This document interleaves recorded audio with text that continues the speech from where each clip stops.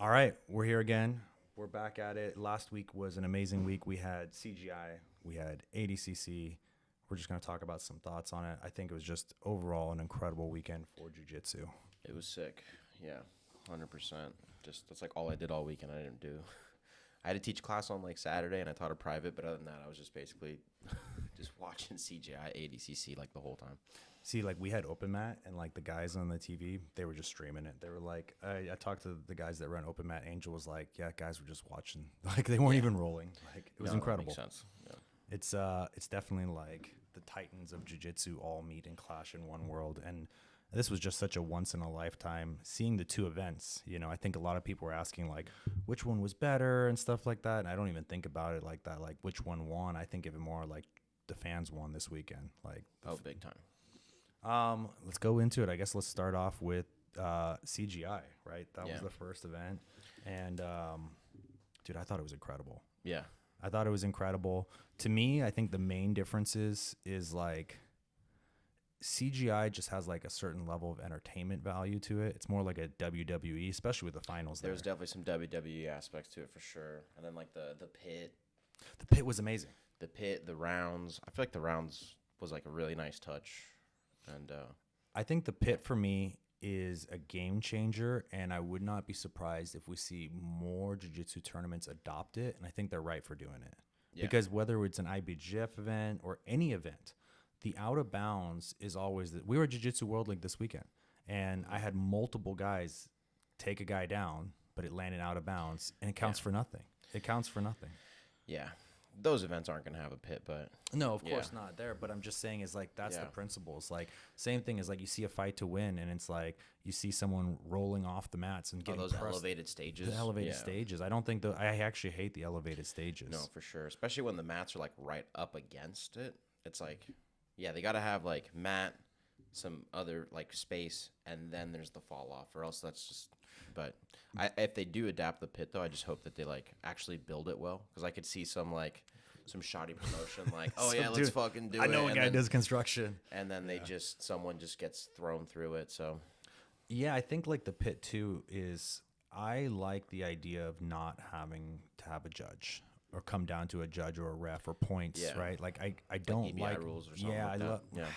It's kind of hard. Like, there's so many different tournaments, and it's like, what is the best setup, right? EBI rules is like a penalty shootout, basically. Exactly, and a lot of people don't like the idea of like, hey, I'm gonna give this guy my back, you know. And I think that to me, the pit was really nice in the sense that there was no resets, right? You could just let it go. Yeah. Right?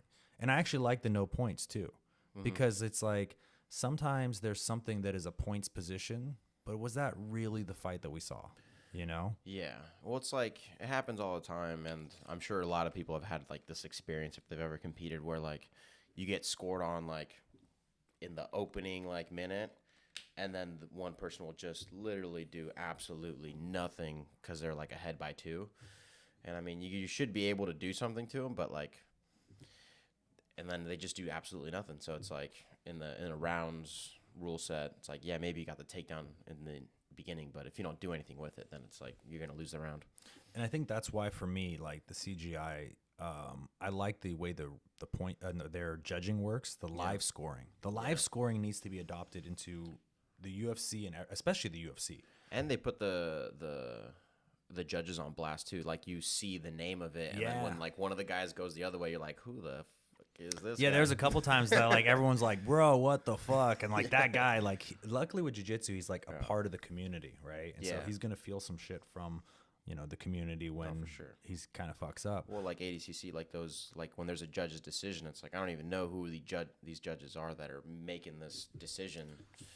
But, exactly. And so I think that it was kind of cool, and I think I was a critic of the using the 10-8, 10-9 style MMA style scoring. But after seeing it used, I'm actually a fan of it. I think that I think for me the main thing is the live updates. You know, that the competitor knows. You know, because a lot of times the competitor thinks, "Oh, I'm winning," right? And maybe he's like, "I'm going to conserve a little bit of energy or something, or I'll play a little bit more reserved." Like it changes his style. But if he knows exactly where he's at, I think it's beneficial. Yeah. The out of bounds was cool. Like I was saying, is like I like the pit. I think my only downside to the pit is like how can you recreate that? Because like the live, like we're talking about, like the elevated platform is good for an audience because the audience is generally at ground level. They're down, they see it Yeah. up. Yeah. But if you have this big frame up there, how do you see through it? You can only work if you have an arena like CJI did, where you can actually see down into the arena. Yeah, it's one of those things that's going to be like, it's going to be, I guess it could be easy to imitate, but hard to replicate, you know, Especially like the with, right way. I don't know if you got to see it because the difference was you were watching it online and I saw it and it was the camera boom. They have this crazy camera boom that like is motorized and it's like probably controlled with some kind of a controller, but that way they could get all those angles inside there. Because if you had a dude with a camera and like a cable running around trying to keep up with them inside there, you'd be really, really limited on how many angles you can get. But I was thinking to myself, that camera boom, that had to be like, I don't know, $250,000 or something like that. Well, watching at home, you had like it was really nice. The best angles. It was like, it was sick. The production from like at home, watching it on YouTube was great. I think the entertainment. I think overall they really hit. It was changing jiu-jitsu in the sense that I think it was more casuals could enjoy it. Someone that wasn't like fully understanding. There's so many people that trained for 10 years and still don't understand ADCC like scoring or IBGF scoring advantages. Every IBGF event I go to, I'm like, wait, what? I'm There's like, people that are probably like ADCC champions that. oh yeah, don't even like. No, it know happened. some I things. forgot what match it was. It happened in one of the finals. I think it was Bodoni. Bodoni in one of the finals didn't know that he had 2 scored on Oh, him. it was matched with Cyborg. The Cyborg, semis and he was like, absolute- "What?" yeah. And he was so confused on it. But Didn't it's even just know. like, you know, if in most jiu-jitsu tournaments, most athletes are gonna struggle with sometimes knowing the rule set on there. It was a good change, I think. Yeah. So, let's see. Oh, the other thing I liked was the 1 minute break. I didn't think I would like rounds. To me, the truest form of jiu-jitsu is sub only, no time limit, right? But for audience, that's boring. It's not fan friendly at all. Yeah, but the 1 minute, that's like the same thing we do in jiu-jitsu, like when we have rounds. That's what I was saying. That like in that other one, it's like going to be like as if they have like 3 rounds at open mat, and you just kind of like overall get to see who's the best one. Yeah. Yeah. No, I really like that one, and generally I wouldn't have thought I liked it. But seeing the level of intensity. Yeah. This music's probably picking up on here. wonder if it Someone's is. jamming. The one complaint I do have, though, is the break in between matches. I don't know what it was like for the viewers online, but if you were there in person, it was pretty brutal. Like it took a long time. Well, there was no ins and outs, right? And the food options probably weren't the best, right? At Thomas and Mac, food. Thomas and Mac's not great. Chicken tenders and fries. Exactly, bro. You get burnt out on that. But No in and out, so you couldn't go out. Like if you went No. out the stadium, you couldn't go back in. no, you had to stay man. in. Thomas and Mac, yeah. ADCC allowed you ins and outs, but Yeah. 'Cause I Thomas feel and like- Mac didn't. Because I went to ADCC 22 and it was at the Thomas and Mack, and I feel like people would go in and out. You know, that's just what they told us at the front door. You know, because we thought we had a dinner plan on one of them, and it was the over 80s, and we wanted to come back for the under 80s. And they were like, "Hey, just so you know, there's no ins and outs." And we're like, "Well, I really want to watch the under 80s. That's what I'm here for." No, for sure. But the time in between was 5 to 10 minutes, and I think universally across the board, it killed a little bit of the energy of the audience because everybody was really tired. And I think the over 80s, just being honest, the under 80s carried the weight for the tournament. Yeah. Nobody cared about the over 80s. I mean, the over 80s, they had some cool matches, but yeah, it was definitely somewhere like hand fights and just like not passing and just, yeah. But I mean, at home in the in between, it was just like they were just playing like commercials and stuff like that. So it was like there was like this one that they would play over and over that was like, well, they were doing like the Jiu-Jitsu overdose commercial from Eddie. That was one of them. Yeah, I love that shout out. Jiu-Jitsu overdose. Yeah, they had something where like, because it was like a nonprofit thing. So there was like one where it was like Craig Jones and like Bali, and it was like showing like. Oh, and you guys like, had the like kids commentators and stuff too. and the commentary. Yeah. Oh, so the you had, like, commentary B-Mac was and sick. stuff? It was B-Mac, Howell Teagle, and Josh Palmer. I thought Inside BJJ was going to be on there, Tim. He wasn't on that one? No, they had Josh Palmer was like the I guess like the color commentary. He does a lot of the Polarises. Yep. And so he's like British. I think he like lives in the States though. Dude, And, if you're British, you instantly can sell anything. you got a good voice for the commentary. Bro, I would be in commercials like selling shampoo and just like Selling shampoo. making my millions off Dove. But no, for the people that were there, being there with no commercials and no commentary for like 5 to 10 minutes between, I think that was pretty brutal. But it's kind of cool to see the difference in experiences. It sounds like they really hit it, out of the park on the YouTube's end of it. Yeah, home is like, let's go get a little snack or a little smoke break or whatever it is. So I think there was a lot of big matches in it. I think one of my favorite things to look at in the tournament was Levi's guard. Levi was definitely one of the, I feel like he was a dark horse, bro. Big influential part of the weekend where I think a lot of people, their eyes got open to guard play. Yeah, his guard was phenomenal, and man, his setups, like I don't think he got passed. No, nobody even got like close to passing. I don't think. I think like, any time that was like, maybe people got around his legs, but nobody ever got like close to settling.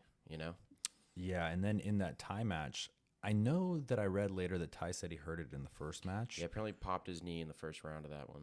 Yeah, but I think it was the first round of that. Match. Yeah, but I believe online I was reading that Ty was saying he hurt it in the first match with Nolf. By the way, that was insane. That was a crazy match, yeah. If you want to ask me probably what I'm most impressed with, it's Jason Nolf. I did not expect. I thought he was going to get smoked. No, I did not. I wasn't expecting him to get smoked. Like, dude, he showed that he can hang. Like, Ty Rotolo's arguably in the top 3 for sure, jiu-jitsu. Yeah. And to see him just hang there with him the whole time, that's insane. I think, like, if he could focus a little bit more on jiu-jitsu, like, the sky's the limit for that guy. Well, he said he's like, I mean, I think he's like dabbled here and there, but I think he if you believe him, he said that he's really only like concentrated on jiu-jitsu the like 6 weeks before this tournament. So imagine that dude with 6 months. It'd be crazy. Or like he was a year. His training camp was with Isaac, I believe, right? Yeah, mostly with Isaac. And Isaac is a monster. They both got knee barred. Oh shit. Yeah. Isaac came back in the absolute though and looked pretty good, but I'll get into ADCC and Isaac, I guess, towards the end there, because I thought Isaac was going to go a lot further. Definitely didn't go how I thought, but we'll get into that one. Yeah. The Tackets were insane. Yeah. The Tackets were insane. William Tackett, dude, he's so small for the over 80 though. Yeah, he was like 90 kilos. That was rough. I kind of had a feeling that if he didn't like tap Rocha like in the first round, that it would probably kind of look like that. I have some concepts on this. One is that I think people underestimate Rocha. Yeah, like they forget that just how good he is. He's really good. And I think because William obviously is smaller and he's more dynamic in his movements, I think people kind of undervalue what it is that Rocha does because he's not going to be moving as much. It's much more like pin, hold. It's not going to be a very dynamic. They're over 80. They're big guys. He's the immovable object, Exactly. But I will say, did you notice when Williams' cardio got shot? There was a very specific moment. Was it after the smack to the face? It was the head clash. Yeah. When they clashed heads. Yeah. And I wonder if like maybe William got concussed during that. And good chance. Because there was like a pretty high pace. And then generally what happens is like if someone's cardio is dropping, you'll see it like slowly dwindle. Yeah. But I feel like after that head clash, it was just a steep drop. Was that in the second round? Or like end of the first? He kind of was like smoking him in the first round. The first round he was First round was all William. He got like thrown like once, but he just kind of rolled through it and just kind of kept going. Who's number one or something should pick up that rematch? Rocha versus Tackett? I want to see it again. Oh, man. Yeah, I don't know. I want to see it again. Maybe in like a 15-minute straight match might probably favor William a little more. Dude, Andrew is a fucking menace. Yeah, dude. I think he might be slightly evil. Like, I know he's got like the pretty Christian look to him, whatever, that cookie cutter look, but that knee on neck, bro, and him just smiling while he's knee Well, on he like neck. was just teabagging him and like knee on neck and like he wet willied him and dude, He's a that's- fucking menace, bro. Poor Nicky Ryan, dude. That was rough. Nicky had his like moments here and there, but dude, it was like all Tackett pretty much. They should literally change his nickname to the Menace, Andrew the Menace Andrew Tackett, the Menace Tackett. bro. I think that could be a new personality If his for name him. was Dennis, it'd be perfect. That would be perfect on that one. The one thing that I was so surprised, the biggest surprise for me was when Hugo lost. Yeah. I Did thought not Hugo see was going to that. win the whole thing. Hugo, I think both of us had him in our top 3 picks. I had him winning the whole thing. I thought because like he's like the only dude that seems to be able to beat Nicky Rod. But I mean, who even knows? Because Nicky Rod looks so damn good that He looked like he wasn't probably- trying. Maybe he would have beaten Hugo anyways. But yeah, that was crazy. I was not I was surprised that it's always surprising when someone's got like 60 pounds on someone and they're trying to play like as if they're the same size. It's like, Yeah. dude, you're way bigger than this guy. Like, why are you like? Because he kind of like was flowing with the guy a little bit, and then he like pulled guard on him, and then when Lucas Kennard came up, he just like dropped back right away. Yep. So if he would have just played a heavy like smash game and got him out of the first round, and then all of a sudden they're a little bit more slippery, like I mean, as a Yeah. coach, we see that all the time where I see it less with the bigger guys trying to play a smaller guy's game. yeah, But where I see it all the time is I see my little guys trying to match the strength of the big guys. Like their ego gets involved and they're like, all right, I Yeah. want to match your strength. And they're like, I don't know why I keep losing this. And I'm like, well, you're playing into his strength. How about you Yeah. use your speed? yeah, know you what I got to mean? move around him. You can't move him. you know? Exactly. The Rotolos looked really good. Oh, yeah. Yeah. It was kind of cool for me to see them back in action because we've only seen them really in one. Yeah. And I'm not. The matchups at one are hit and miss because sometimes there are these no-name guys that we don't know. It's like some random Sambo guy. And then this was fun to see back in the action with everybody, Yeah. you know? But I do think that the passing style, that open standing passing style that Rotolos have, I feel like that was exactly what Levi needed. Like in order for Levi's guard to work. I think Levi would have struggled more if it was like more of a smash and pass kind of game. And I would have really liked to see the Tackets try to pass. I would love to see Andrew try to pass. Andrew would have been fun to see against, but like the thing is like, Did you have Cade winning that versus Tackett? Cade versus Tackett,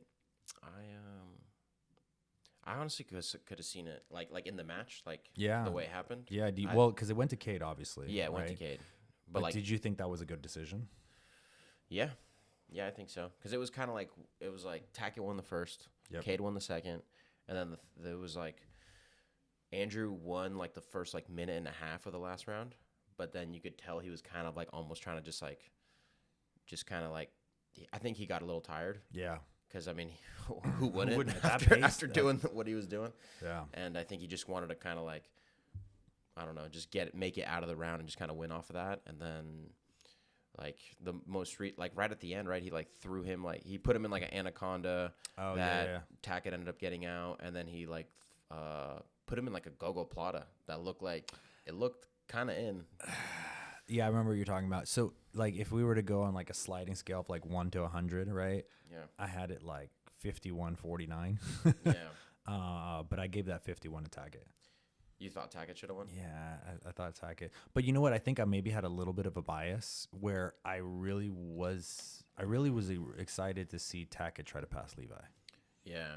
I just always like I feel like the end is more valuable than the beginning, you know? So it's like Joe Rogan talks about that all the time. Yeah. That was kind of the pride, what they call it? That's the school, pride rules. School rules. No, they call Yeah. schoolyard rules, right? Yeah, it's like who so wins the like end. if you were like mounted on top at the end, you won that fight. Yeah. Right? No one remembers, you know, the punches you landed in the beginning if Right. you were mounted. So I think that's kind of a little bit what happened there, where like Tackett won the first half of that last round, and then Cade won the last half, and then that's going to be the most recent thing in the judges' like memory. You know, is the last bit. Nicky Rod's call out at the end. It was perfect. Dude, it was fucking good. Yeah, that was like. But I think there's a 0% chance that Gordon takes it. I hope he. I don't think he does. I don't think he will, but I don't think he will. I think he just like I think Gordon just hates those guys and wants nothing to do with them. I don't think he's gonna even entertain another match because like I think that's kind of Gordon's thing. Is Gordon felt like they were was it like building their fame off of him, his matches or something like that. But I mean, now they're so. I feel Now like they're bigger. They're well, like, they're same. They might be like the thing is like accolade wise, obviously Gordon is like ahead, but it's just like Popularity. But popularity wise, they're like on the same level. Yeah, for sure. Accolade wise, Gordon's on like a whole nother planet. Yeah. But dude, Craig and their whole team there, they're fucking hilarious. Yeah, and I think that's kind of like people have like attached to the personalities of the athletes, and they're right there. They're always right there. You know? I guess the silver medalists. That's funny. They just keep doing it.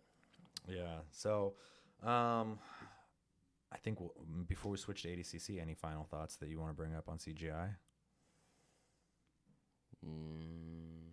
I think my only. I wish Pat Downey would have won that match versus Adam Bradley. I kind of had Pat Downey winning just because I really wanted to see Pat Downey versus Nicky Rod. That would have been fun. And I don't really feel like Bradley did that much. It was like it could have gone either way. Neither of them really did enough to like I think like complain if they lost. But it was like as a fan, I wish it would have been Pat Downey. But I mean, Nicky Rod just looked so good that I think he would have beat him either way. But it would have been an entertaining match. It would have been like for sure. It would have been tougher than people would think. My final thoughts on CGI is one is Craig. I think this was great for jiu-jitsu. Oh, dude, the super fights. Oh, the super fights. We can't even skip it. Craig versus Gabby. Oh, yeah, we're skipping it. Then, okay. Fionn versus McKenzie. Okay, Fionn versus McKenzie. I wasn't excited for the match. And the reason why is 2 weeks prior, she was in the UFC. She had a UFC fight. Yeah. Right? Like, McKenzie, you can't go from being at the elite level of MMA to try to face Fionn, who is literally the best. The best. Yeah. She's the best at that way. She's the world champ. She's the ADCC champ. Pound for pound, she's the best. Excuse me. But she also, all she does is train jiu-jitsu and strategize for jiu-jitsu, where McKenzie is thinking about all these other variables.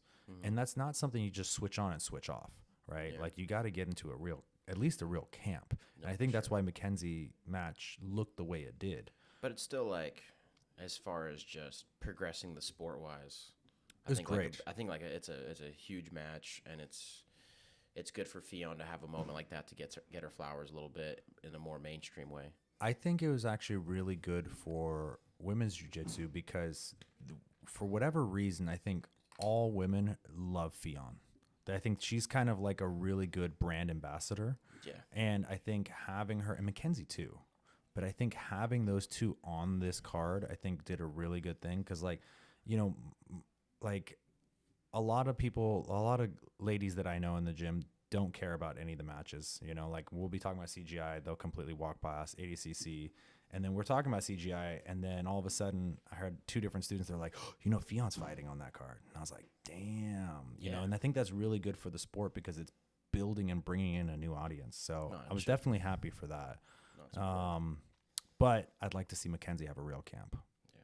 Also, too, that match was like the catalyst for like the women in ADCC were getting like 5,000 to win, and then just that match's existence alone made it so that women in ADCC made 10,000, which was huge. But we don't know what we don't know unless they upped the prize money even more, which I don't know. What we don't know is how much was Gabby paid, how much was Fionn paid, how much was McKenzie paid. I would think like probably at least 50 G's, dude. Maybe even more. It could be in the six. I mean, I think like Gabby is probably six figures. Think about the bonuses. By the way, the CGI figures. Bonuses at the end were really dope because Tackett got a bonus. Yeah. Kennard got a bonus. And like some of them were like 10, 20, and 50, I think. It was the best, most exciting fighter that Tackett got was 20K, and then Kennard got 50,000. Exactly. Which is cool. Do you think that was like Craig being like, "Hey, here's some Australian love," like I think here's it was 50. I think it was the sponsor the one that was gonna do that. Oh, okay. That's where I do think they are Australian though. Oh, really? But it's their money to give away, so it's whatever. But like, yeah, it was pretty much either that one or the Hulk on Joseph. Right? It was like it was gonna be one of those two. That calf slicer. I love that setup. I use that one a lot. Yeah. And you know who uses that one a lot is Chambers. Yeah, Chambers is big on that one. Chambers really big on that one. And I think outside of, I never hit it in competition. Chambers is probably the only person I'd seen use it in competition. He used it as bait. Like he'll let people go in on his legs and then use that as a counter. Well, it's like a good leg drag counter too. It's Yeah. like someone leg drags you and just. But I saw a video one time where someone was doing that and they snapped their own forearm, which scared me away from ever wanting to do that in my own game. Well, But I mean, I'm sure Hulk drinks plenty of milk, so I think his forearms are probably good to go. yeah, I'm lactose, bro. So my shit's going to break. I drink milk, but I don't know. I'd rather not break my own arm trying to submit someone. No. The finals match, Gabby versus Craig. Okay, so I think like it went so sick. it went how we thought it was gonna go. Hinato was on like, dude. From Hinato's home, hilarious. From home, Hinato being on the mic was so funny. Oh, in the audience too. In the audience too, yeah. I saw some people like getting mad over it, but I think Really? Oh, like in the comments section. I Stuff? think in the comments, I think it was just people that like. They're probably newer fans and don't know anything about the Hinato lore, I guess. But if you know all that stuff, if you know about Hinato, yeah. So funny. I mean, being there, dude. Craig, what did he like? Drink like a bottle of whiskey or something like that, or beer? He chugged took a like a beer. little shot, like he just had like a swig from a bottle. Dude, like coming in looking like a freaking '90s R&B singer with the freaking rip-off pants and like he had like the little chest plate on. Yeah. And dude, Craig, that was WWE. But you know what? I think what Craig understands is entertainment, and he understands people. He knows what the people want. Yeah, the people. He knows what the people want. That was way better. He wants, and so it was really good. Gabby was the whole antics was really funny. So for me, I mean, Craig could have went out there and went for a heel hook really quick. Well, he was like trying to heel hook her, and she was like if you're not breaking it, I'm not tapping. And he's like, well, I don't really feel like breaking your leg. Yeah. But either way, it was good. ADCC. I'll Swap over some notes that I have. So I think coming in from the CGI to the ADCC, it was interesting because Craig kind of like gave the perception to people that ADCC was done. It was just going to be like a ghost town, and it wasn't that. And it was funny because ADCC was far from that. I mean, from the screen, it looked like there was a good amount of empty seats. I don't know what it was like when you were there. No, there's still a lot. I think in the beginning, in the first, because it was like 10 a.m. And I think in the beginning, the opening, there was a lot of people because you got to keep in mind we were at CGI that night until 12:31 in the morning. I ended up going to sleep like during the last match just because it was so late. So that's the thing. So then we still had to go back to the hotel, shower, and then a lot of us went out and got dinner, partied, did other shit. Yeah. And then, it was like 10 a.m. ADCC starts. And so I think there was that, but I think that ADCC is still the shit. Still sick. It's the shit, bro. And the brackets were insane. And we talked about this before, but like the over 80 at CGI, I could care less about. The under 80 was like God mode. But if you looked at ADCC, the 66 and 77, insane. Those were also God mode brackets, 100%. I think that this might have actually been some of the most exciting matches for ADCC, even without the Rotolos and Tackett's and all the talent that went to CGI. I still think, even with that ADCC, this was one of the best ADCCs. I mean, it's just like there's still like a lot of elite grapplers. So if anything, it just gave more opportunities for some guys that wouldn't have otherwise had a shot. But they're still, world level. So I like also, maybe it's just the ADD in me and like being able to stay focused, but having 3 matches at the same time, my brain's like just like hopping around. it was too much. It was too much for you? I loved it. Well, it's probably a lot easier, I think, when you're there and you can just like turn your head and see it all. Oh, But yeah. At home, when you're like, you have 3 screens, or you You have to have swap 3 between. screens. You have to switch. It's flow, so you have to actually press between. you them. have to click it and like you're like, oh, this match is happening, and you're trying to watch it, and then oh damn, this other one's happening, and you're kind of like going back and forth, and you're like waiting, and so you know, sometimes nothing's happening. Okay, let me go to this other one. Then, damn, that one's finished. And then I don't know, like, if other people had this experience, but at least on mine, I was mostly watching it on my iPad, and it's like they would give you like spoilers because it was like when you would click the thing, it would say like 2-0, and then you'd click it, and it would still be 0-0. So you'd like already know that like a score was gonna happen. So, In like, person, little things like that. especially where we were sitting, because like we were sitting kind of in the middle where you can literally see all three. Oh, I loved it. I love that part of it. And you know what? I know Mo got a lot of shit, but I think I actually like Mo a lot, and I think Mo is good for the sport. Minus, yeah, Craig brought up a good point that Mo probably could have paid the athletes, but dude, there's so many other tournaments that Craig could have pointed to, like IBGF and like ADCC. I think has done a lot for the sport, and I think the big thing that a lot of people just forget about is that it's been like a failing business for like the last 20 years, right? Like they've lost money on every event except for the last one. The last Vegas one was the only one that I guess they were ever profitable, right? And Mo made the mistake of looking to, elevate the sport in the sense of like the arena and stuff like that, but not the athletes. And that was his big mess up. But outside of that, I think ADCC is incredible, especially now that they have all the opens and everything like that. Like, I think they're adding a lot of value to the sport, specifically the no-gi part of the sport. Because IBJJF will always still favor the gi guys. They have their bias. Sure. Yeah.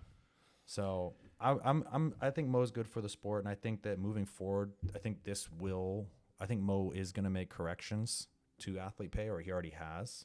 Yeah. And I think that I just hope the next CGI ADCC is not the same day. Yeah, well, I mean, if the next one's next year, there won't even be an ADCC next year, right? I mean, they're saying it like it's going to be once a year type of thing. I'm very curious to see where the next ADCC is.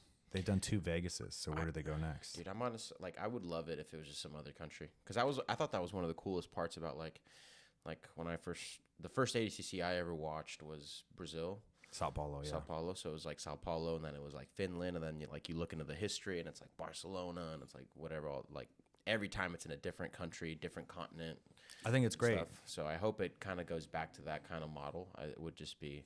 It'd just be sick. I honestly think that there's 2 places that I have in mind where I think that the next ADCC should go. If it's going to be in the States, I think they should do Miami. I think Miami's the next best thing that they can do. But where I'd really like to see ADCC do is bring it back to Brazil. Because like you said, the Sao Paulo one, when we were down there, that was one of the most epic trips that I ever been on. And the stadium, everything was epic. Like when you went there, like the stadium shook when people were cheering. Unfortunately for Adolfo versus Big Red, they were cheering so bad. That was Why you gotta go there, dog? Yeah, but no, it was crazy because like literally like you could see like flakes of dust like falling from the ceiling because people were just like stomping on their feet on the floors, and it was just like all synchronized. Yeah, I'm like, this place is gonna collapse, and it was just like a cool ass experience. I feel like somewhere in Europe could be sick too. I feel like the Europe scene has gotten like really good, and I feel like they got a lot of fans out there. They got to make it somewhere affordable, somewhere where people could travel to. Yeah, because like Brazil too, like don't you like as from the States wise, you have to get a visa, right, to like go there. So I believe kind of the whole thing. So I'm dual citizen, so I think if I remember correctly, I used my European. Well, I think they do it where it's like whatever the country, like they just kind of follow the same guidelines. So you're like dual citizen from like Germany, right? Yep. So it'll be like Germany probably lets Brazilians go there like just fine. But like in the States, you have to get a visa. They're like, hey, if you're gonna be like, if you make us get a visa, we make you get a visa. I kind of fuck with that. I like that. That's cool with me. I'm not mad at it, but it just is what it is, and so we don't all have dual citizenship. So yeah, no, of course. But for the Brazil fans and there was like a Uruguayan that was in ADCC, like. I know, like, I've been to Peru. They got, like, grappling fans. So they got fans in South America overall that I'm sure they could. There was, like, a Copa Podio that was in Argentina that was, like, looked pretty sick. But, I was actually talking to a promoter yesterday, and I was asking him if they're a larger promotion, and I was asking him if they were going to bring, to international, and they were going to go to Brazil. I will say the problem that he was saying as a promoter is that Brazil be very difficult for them to pull off because of the currency and how much money they would have to charge to create the event, because they're a U.S. based event, right? I think their costs are much higher. Whereas, like, I think you see the Brazilian events are based in Brazil, so their budget is for Brazil, right? You know, Yeah. But you know what? I think overall, going back to Vegas, the T-Mobile Arena was epic. Yeah. It was really good, and I'm actually really happy that Mo did it, because Thomas and Mack, the food sucks. We talked about that earlier. The food options were really good. The seats were they're like cushioned seats. They're like actually like kind of like these, Like you know, proper. Yeah, and so like if you're gonna be sitting there for 8 hours, 10 hours, you know, doing jujitsu between all this, the hard plastic seats, they make a difference. You know, I think Especially if you can't go in and out. Yeah, well, ADCC did do in and outs, but What I mean is, like, if Thomas and Mack doesn't have the cushiony seats. Yeah, of course. No, so for me, I think the seats were nice, and like the food options were great. Like, I really liked the experience at T-Mobile. I think it was a much better experience than the previous. There's a Shake Shack in there, yeah. Yeah, there is. Yeah. Like they have real food. Yeah. You know, and like they had acai bowls and all kinds of stuff there. So, the matchups for ADCC were phenomenal. I think there was some really good matchups. A lot of big upsets though. Marigali lost. The Marigali Pixley match. So that was interesting because everybody thinks that he got Darst, but he did get Darst. He totally got Darst. But watch that again. No, his shoulder dislocated. His shoulder dislocated. But he got Darst. But look what he does. He taps. I know. He taps before the choke gets locked in. Yeah. So it's kind of like if you tap before the choke, did you get choked? He got choked though. It happened. But he tapped before that. So it should have Yeah. match. So the match should have ended. Well- Jesus, all this sounds. Well, I think it's just because, like, Marigali was just like, He talks so much shit. well, he talks so much shit, and then he like doesn't even accept it at all as a loss. It's like, He doesn't accept that as loss. no, like if you see any of the things he talked, he was like, yeah, I was already ready to, like, mentally, like, if I had lost to Kynan in the finals, like, whatever, that is what it is. But man, getting injured and this and that, it's like, if you watch the match, he couldn't do shit to Pixley. Yeah. Pixley kind of owned him, you know. Yeah. So I mean, I didn't know that was his approach. He definitely lost. He was not looking good in that match. Yeah.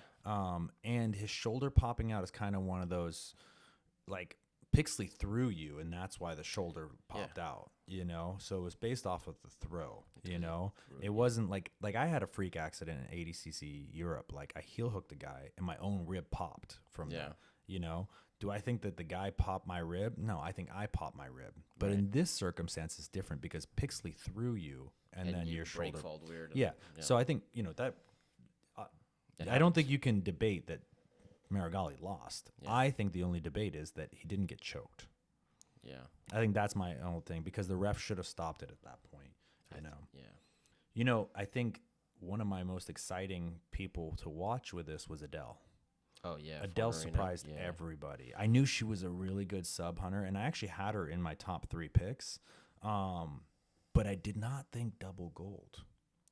Yeah. She's small. She won the minus 55 and the absolute, yeah. Well, And her minus 55 is like, I'm trying to do the math. That's 120, like, it's 115? It's like 120, Yeah. something like that, yeah. 2.2, I think. Yeah. Someone online's like, you're wrong, bro. You should know this. Well, yeah. Well, every pound's every kilo is 2.2 pounds. That's what I think it is. But that's what I'm saying. Someone's telling me it's like 2.1. No, I think it's 2.2. But no, she looked phenomenal. And I really like that she went out there and she was submitting people. She was not playing the points game at all. Like, she was sub only. And she's a new face to see on the scene. I think it's a nice refresh to see somebody new mixing it up a little bit. And what I really liked is her call out of Fionn at the end. It was a good call out. It's a super good call out. She spoke very well. It was a super good call out, and I'd love to see that match. I do think Fionn's a lot bigger than her, though. Yeah. Well, Fionn's like, I feel like Fionn could make 125. I don't think she does it easily, but I think she can make, like, the weight. I think she was planning on doing minus 55 when she was going to do ADCC. And Yeah, because she was in the same weight class as Bia, so that makes sense that they are probably. She can probably make the weight then. Because Fionn was the champ of minus 60, which is not even a weight anymore for women's ADCC. It's basically she would have either had to gone down to 55 or gone up to 65. Yeah. And I think she was, because 65 is basically like 145. And I think that 60 kilos is probably like literally perfect for Fionn. So that's kind of tough. Excuse me, but so she gets double gold. Actually, it was a really good weekend for Atos because they got 2 double golds. Yeah, they got one of the $1 million winners. They got 2 double golds.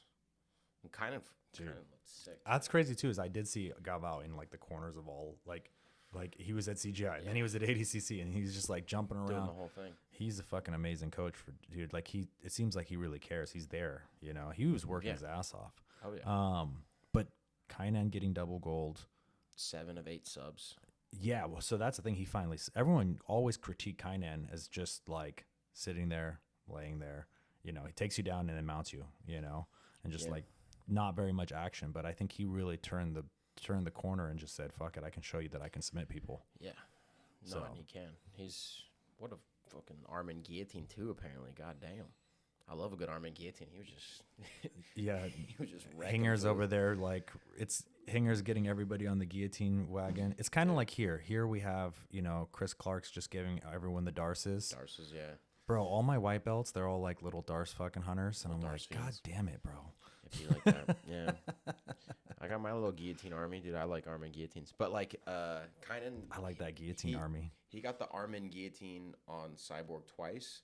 But the first one was he just straight up like they were standing and he just was like, just put your head here, and he just literally snapped his head right to his armpit and just like pulled guard and just it was like too easy.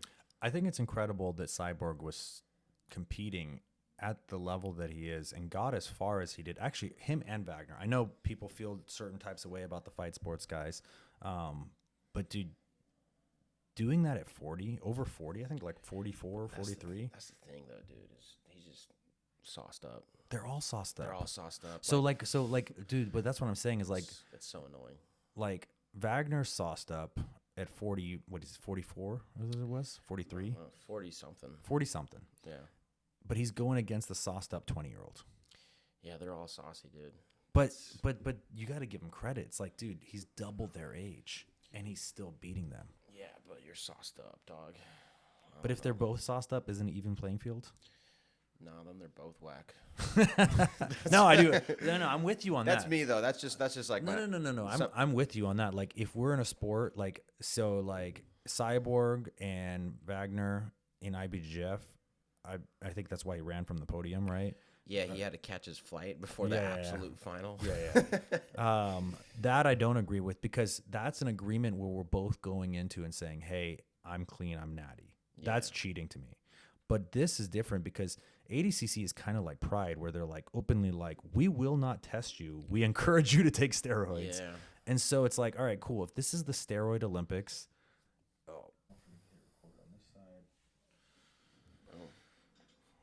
Well, sorry about that, guys. We're still figuring out this podcast system. The camera keeps overheating, but I think we were talking about the steroids and jiu-jitsu.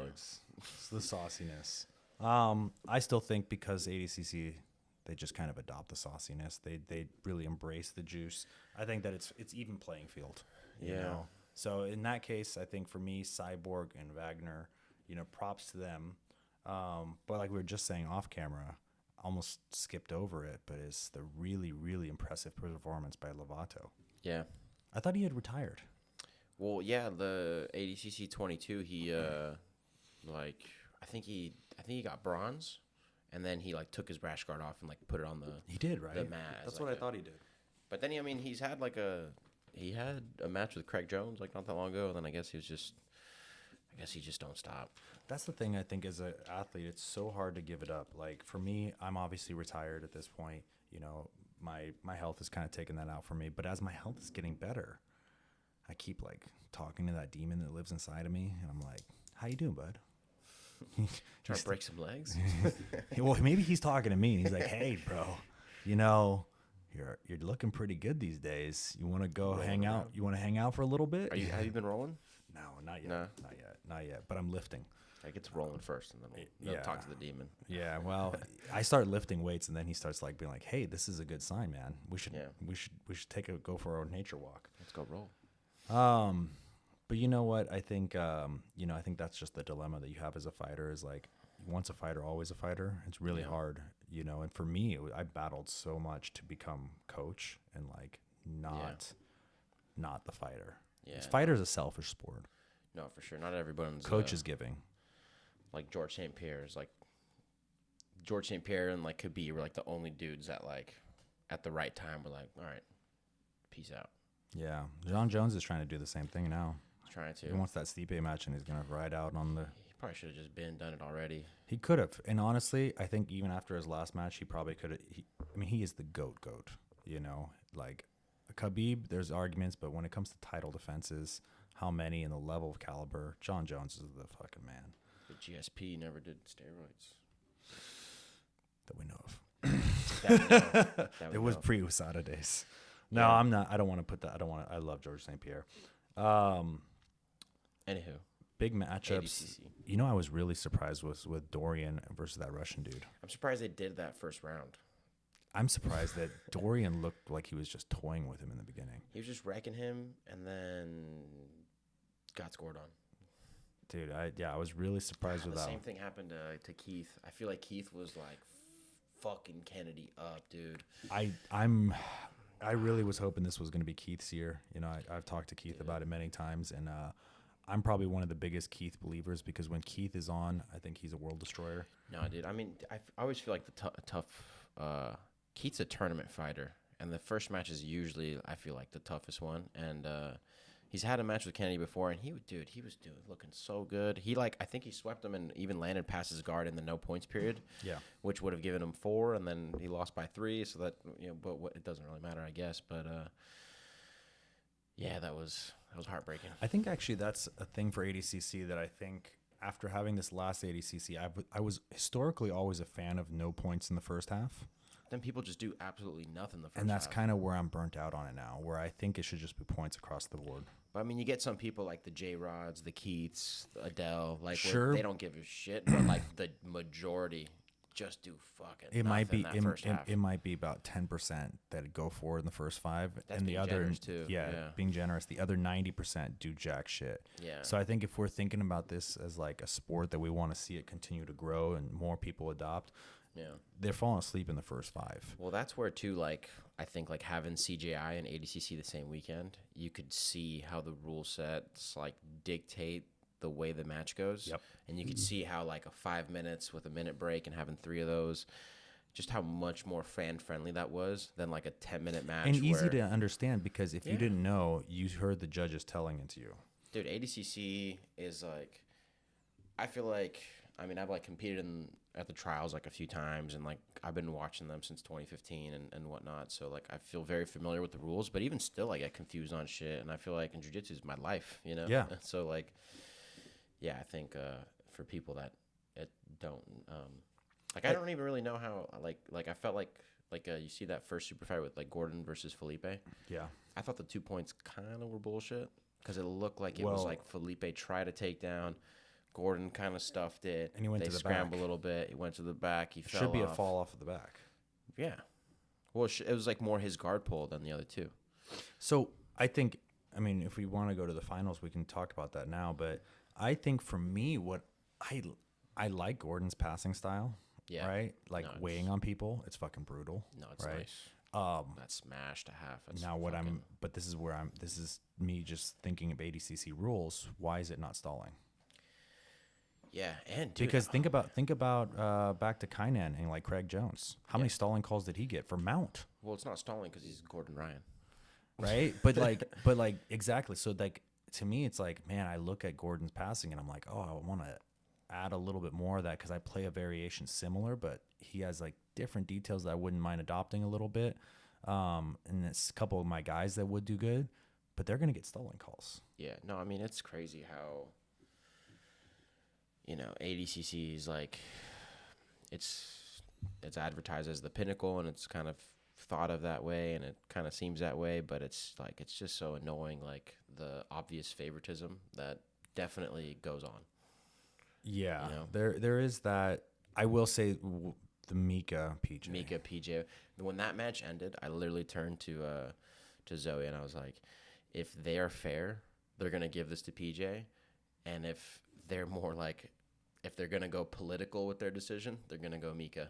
And then So this is the thing. Is like it should have never went to overtime. it should have never went to overtime. The 3 seconds was clearly there. But even still, it should have never gone to OT. I was telling people a lot that I don't know. Have you ever watched like Olympic style wrestling? Mm-hmm. So it's like they do like a coach's challenge Yeah. where like if there's a call that they think is bullshit, Oh, that'd be great. they can do I a love coach's that. challenge. They review it, and then if they lose the challenge, the other person gets a point, and you don't get any more challenges. Or if you win the challenge, then they correct the score. So like something like that. IBJJF is actually doing something similar to that recently, Yeah. where they actually radio it in, and they have like the head judges Little review. VAR, they got a yeah, little mic they get a in the little front. headset, and so I actually like that about IBJJF that they've adopted that. Yeah, I think that would be like it's like ADCC. Like they just have the culture of like the match ends, it's 0-0 or it's tied, overtime right now. Like get up, we're doing overtime right now. But in a case like that, it's like just take like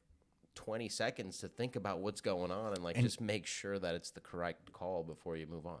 Even after the overtime, He should have still won the decision. I I think. think he still should have won the decision. You got to give Mika the guillotine attempt, and there was that weird inverted armbar he tried, and the back take in the final seconds. Well, But outside of that, He got the takedown. PJ got the and takedown and the mount. and the takedown out of bounds that he got. The overall control, Yeah. it just went like majority of that round was PJ passing even before he got the pass Yeah. and controlling. So Well, I even think the OT was like, I feel like PJ won 4 minutes and 30 seconds of it, and then like there was like that 30-second flurry at the end where like, you know, Mika like basically took his back, but PJ immediately fought off the hook and escaped and got out, yep.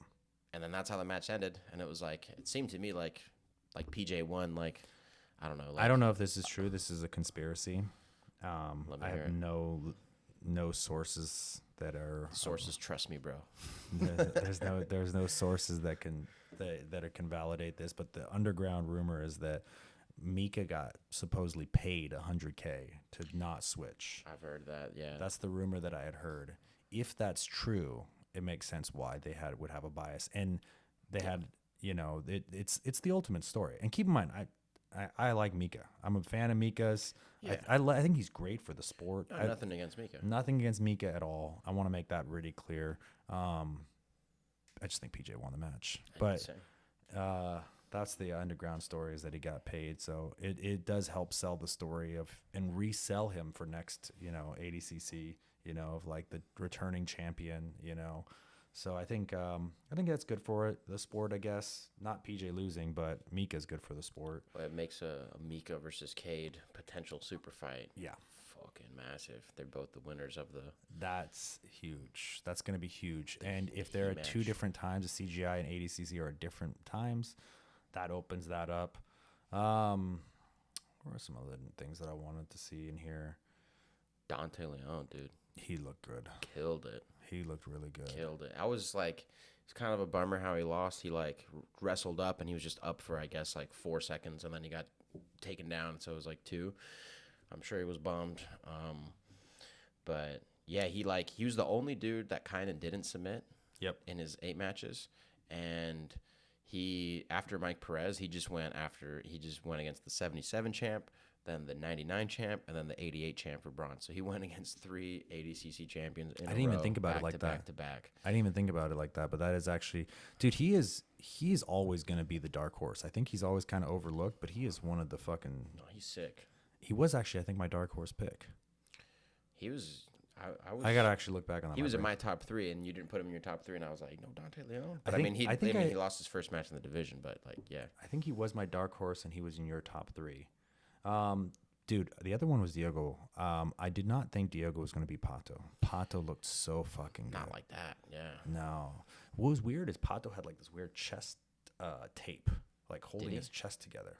Yeah, it literally went from like the front of his chest on the one side to the other side. It was like an athletic like tape, you know, like a KT tape kind of Yeah, thing. yeah. I was like, what kind of chest injury is he dealing with? Like cracked ribs or something like that? Like Like, sternum or some shit. I don't know. I don't know what you would do brutal. that for. But no, Diogo looked incredible. I thought J-Rod really looked good in the sense that he looked like he's matured as a grappler. I was hoping he'd win fucking so bad. I just thought it'd be hilarious. You know, the other 10th Planet person that definitely needs a big shout out is Ryan Aiken. He takes out the number. Took out Pedro. Pedro was like one of the top 2 seeds at least. I was thinking Pedro might even just take the whole thing, dude. And he just went in there and fucking leg locked just him. heel hooked the shit out of him. It was sick. Absolutely beautiful. The finals, I will say the finals got a lot of shit from people saying it wasn't entertaining, but I think like They were, I mean, like, there was a lot of moments, but I think the thing about it is all 3 athletes were injured. Felipe Pena had a back injury from his previous match. That one was cool too. He got his back taken and then he got out and then took Luke's back and then fucking choked him. So that was that was a sick one. But I'm saying is like for his performance after that. Yeah. And then Gordon looked like shit physically. Versus right? Felipe? Well, I don't know what you could see online, but in person, you see him. I heard he was puking. He's puking. I heard he was like coaching, and then he just like went back and started puking it. Yep. He was just puking like nonstop. Like everyone just saw him constantly puking, and I'm like, dude, he's not healthy. You know? And like I think that's why his performances looked the way that it did. So you have Felipe with a back injury, you have Gordon's yakking up in the corner, and then Yuri just came back from shoulder surgery, you know. Like you could look on his Instagram, you know, it's public. I don't think I'm giving anything away, you know. No, I think everybody knows. Yeah. And so it's like you have 3 injured, like seriously injured athletes to the point that are all the super fights. So I think the only other criticism is the medal for the Felipe match. I don't agree with that one. I think that was weird. Yuri, of course, had Felipe won the absolutes last time, of course. But I think that this was more of an entertaining match that we would always want to see. I think it would have been cool on like another Who's Number One or something like that. I don't think it necessarily qualifies for an ADCC medal. Well, it's just like what's it called? Like Andre Galvao has 6 ADCCs, like golds, and then going into this one, Gordon had 5. So then now technically he's the most decorated ADCC guy instead of tying it.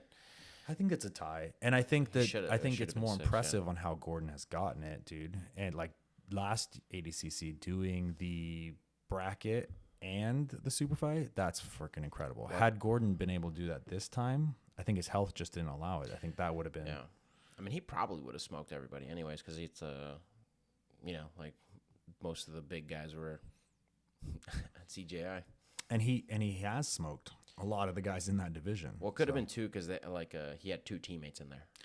I thought Big Dan was going to win the heavyweight division. I kind of felt like Luke Griffith was just going to. But you saw what happened to Big Dan. He like went to the hospital. I forgot what it's called. It's like starts with an R.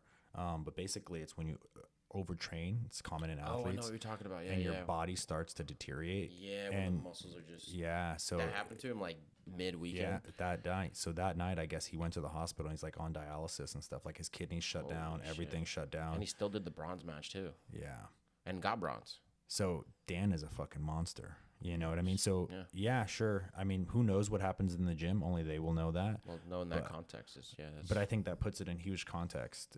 Like how much of Big Dan was actually there that day. Yeah, you know? For sure. So, but either way, I think to wrap this up, it was an incredible weekend for jiu-jitsu. The jiu-jitsu fans, they won. I think there's a lot to study on for technique. I hope everybody always studies this and sees the nuances, because it's going to be another 2 years before we see a lot of these nuances. Levi making the guard great again. Levi making the guard. He can easily make that hat. Levi, give Alan 10% for the idea. Dude, if you wear a red hat, I got a freaking red hat that says make carne asada burritos $5 again. And it's like tacos are $5 now, dude. So I have that hat. Get me started. But it's so funny because like I'll wear it, like especially when I'm leaving the gym. I just have it in my truck, so I'm like, whatever. And I forgot I was wearing it the other day, and like just seeing the looks that I get when I wear that hat, and people can't even read it, and I'm like, maybe they just see a red hat with text on it. They see red hat with text, bro, and they get so mad, and I'm like, it's carne asada burritos, dog. Come on, chill out. I'm trying to have fun here. Relax. Yeah.